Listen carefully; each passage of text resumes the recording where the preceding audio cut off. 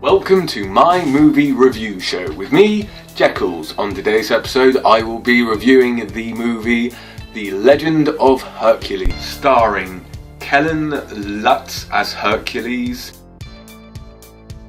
Gaia Weiss as Hebe, Scott Adkins as King Amphitryon, Roxanne McKee as Queen Alcmene, Liam Garrigan as Iphicles, Ian McIntyre as Sotiris, Jonathan Scaich as Atarak, Kenneth Cranham as Lucius, Luke Newbury as Agamemnon, and Maria Gale as Kakaya. Ray Zerbedzija as Chiron.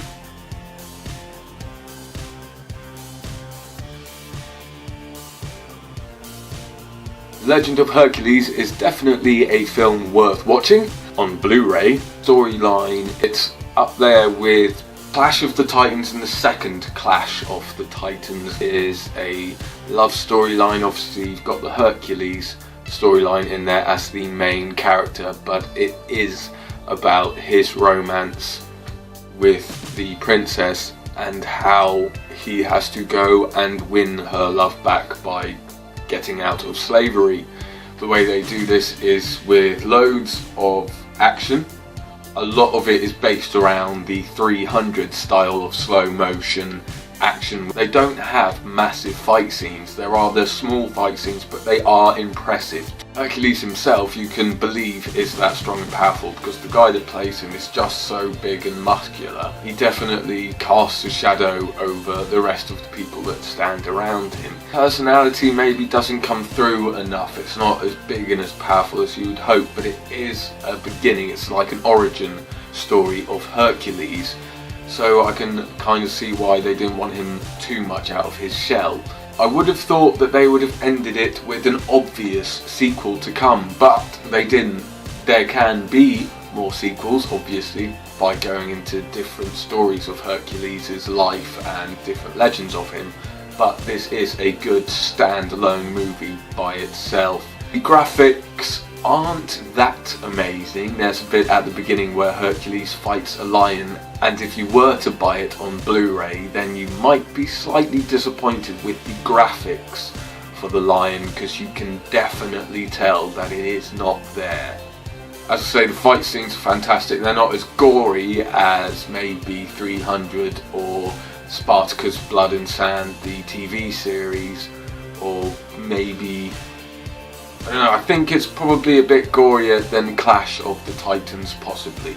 The movie itself draws you in with the storyline. It's one you can watch all the way through quite easily and happily and not feel like you've wasted your time, but you might be a bit disappointed if you were to go see it at the cinema. I do love the way that they take the little bits of Greek mythology and Greek lore and the certain parts of other legends from Greek history, put them into the Legend of Hercules in a very realistic way.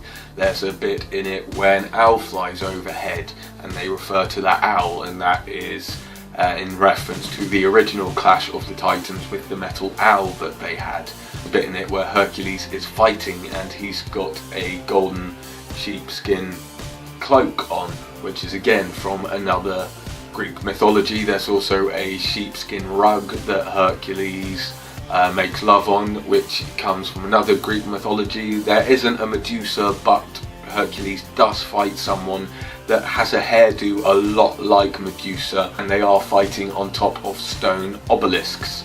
So there's these little references to Greek lore and Greek mythology that lend a nice little backdrop to the scenery and the storyline itself, and really brings it forwards out of what it is, which is basically just a retelling of the Hercules legend, but in a very realistic, bloody and gory way. So if you're into your action films and you like your films like 300, Clash of the Titans, Spartacus, things like that, then this is a film that you will definitely want to watch, but I do say that it is not one to watch at the cinema, so definitely one to get on Blu-ray.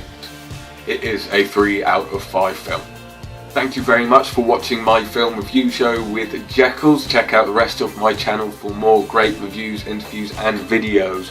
Remember to enjoy, share, like and definitely subscribe. Thank you very much for watching. Until next time, take care and bye.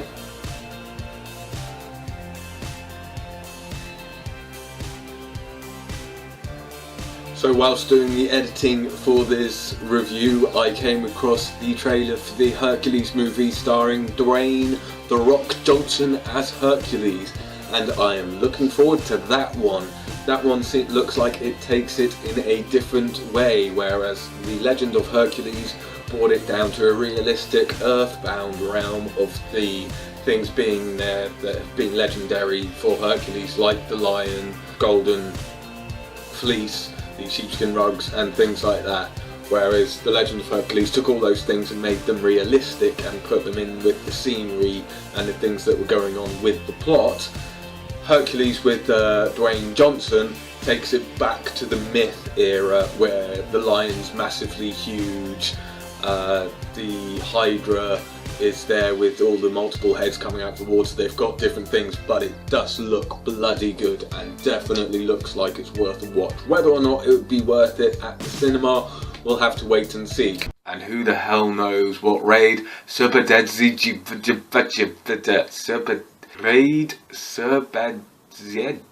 what the fuck is, you can, what? I'm not even gonna try, and it's what? No.